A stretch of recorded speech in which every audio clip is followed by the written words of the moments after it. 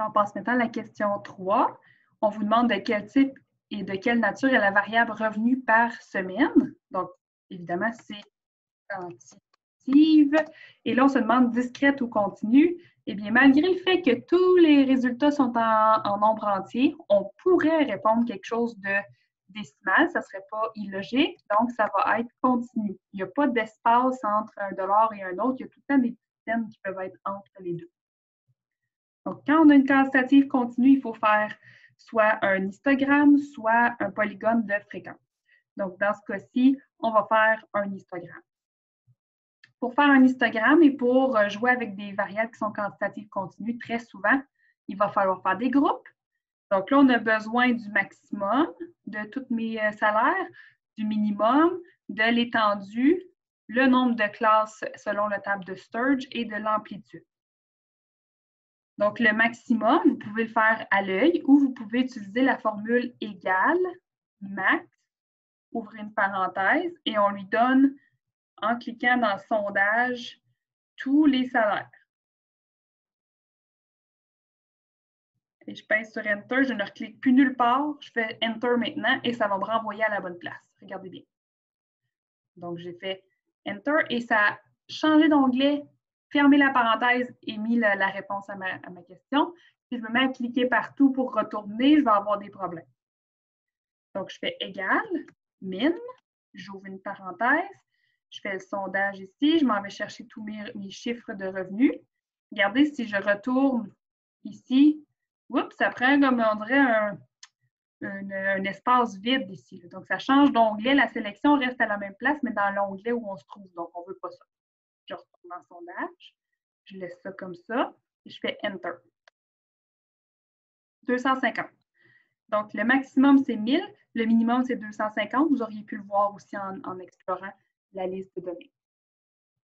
L'étendue, c'est égal à max moins min. Le nombre de classes, pour savoir ça, ça me prend toujours le nombre de données que j'avais. Donc, j'en ai 35, parce que j'ai 36 lignes, mais la première ligne, c'est un titre. J'ai 35 données. Donc, dans mon aide-mémoire que vous avez sur Léa, quand j'ai 35 données, je me retrouve entre 20 et 39 données. Donc, on me suggère 6 classes. Je retourne ici. 6. L'amplitude, c'est égal à l'étendue divisé avec un slash par le nombre de classes. Enter. 125. Donc, qu'est-ce que je peux faire? C'est de choisir 125 parce que c'est quand même un nombre qui est pratique.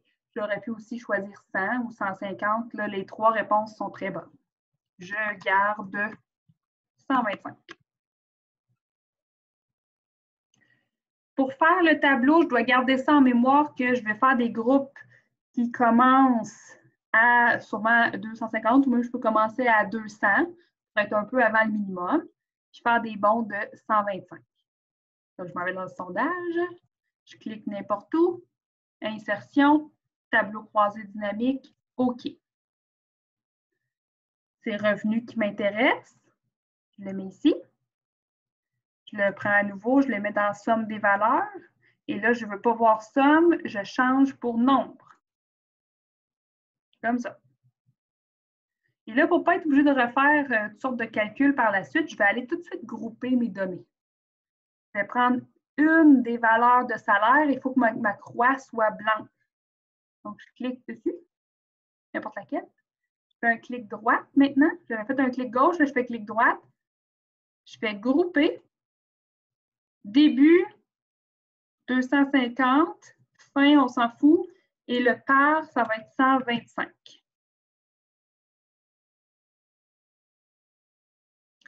Donc, on se retrouve avec des groupes.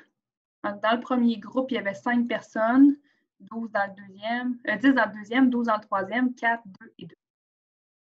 Maintenant, je peux ajouter les autres. Ils ne vont pas me donner de troubles avec le mot somme, puis les calculs, etc. Donc, la deuxième, je clique quand même dessus, paramètres des champs, afficher les valeurs. Ici, je mets % du total général et OK.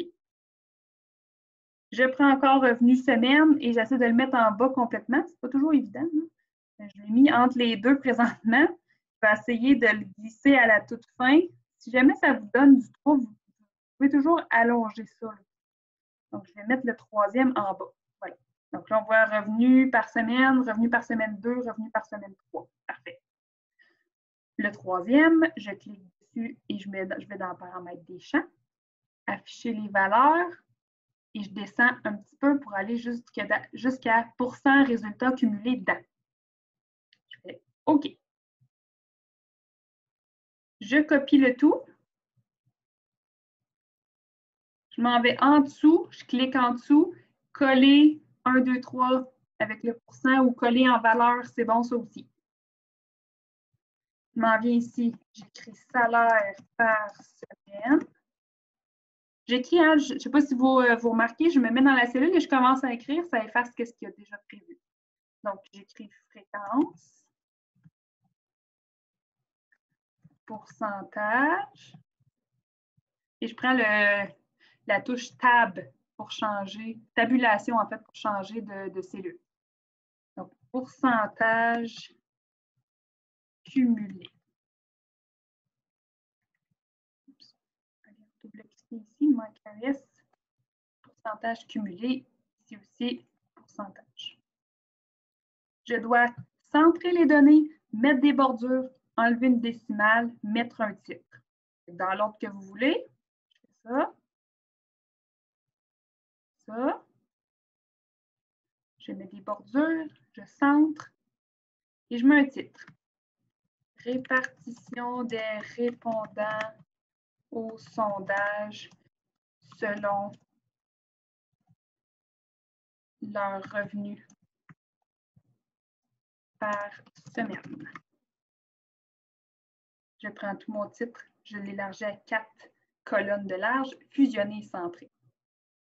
Qu'il y ait des bordures ou non autour du titre, c'est pas grave.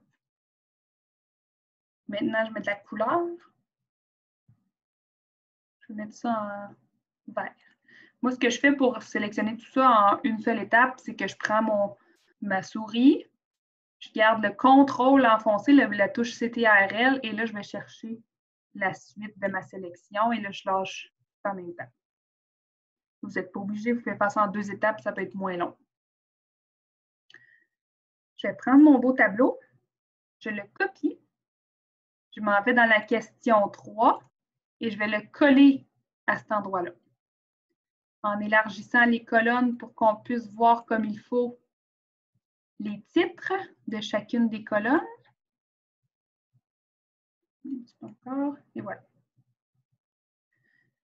Dans la même optique que ce qu'on faisait dans les 2 questions précédentes, je prends tous les pourcentages, sauf le maximum, pas le maximum, sauf le total.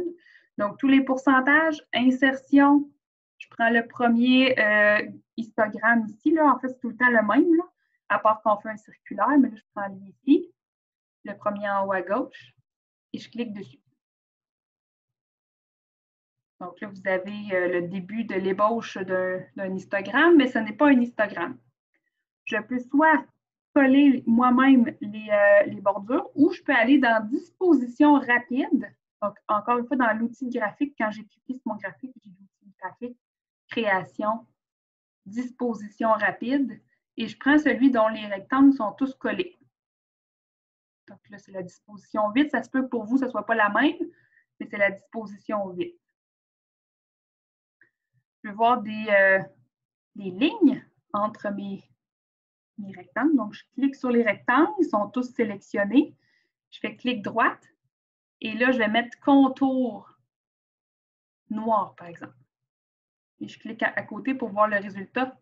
Et voilà. Donc, ce qui est le fun avec ma disposition rapide, c'est que j'ai le titre de l'axe qui est apparu ici. Donc, il y avait ça de moins à aller ajouter.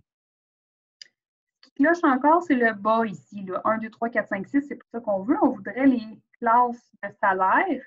Donc, qu'est-ce que je fais dans ce temps-là? Ben, je clique sur mon graphique. Je m'en vais dans Création, sélectionner les données.